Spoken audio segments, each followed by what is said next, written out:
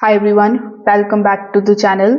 In today's video, I'm going to show you how to fix Facebook Marketplace search not working in 2026.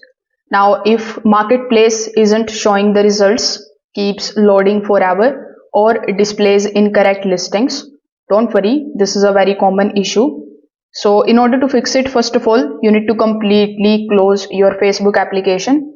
Don't just minimize it, you just have to fully close it. Afterwards, you need to open your Google Play Store or App Store. Over here in the search bar, you need to simply search for Facebook. Now, if you see this type of update button right next to the Facebook's icon, simply tap on it and update your application first.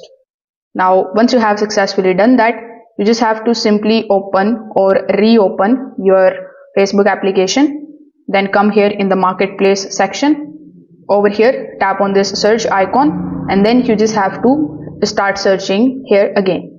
So Marketplace search depends heavily on the stable internet connection too. So you can try switching between the Wi-Fi and the mobile data.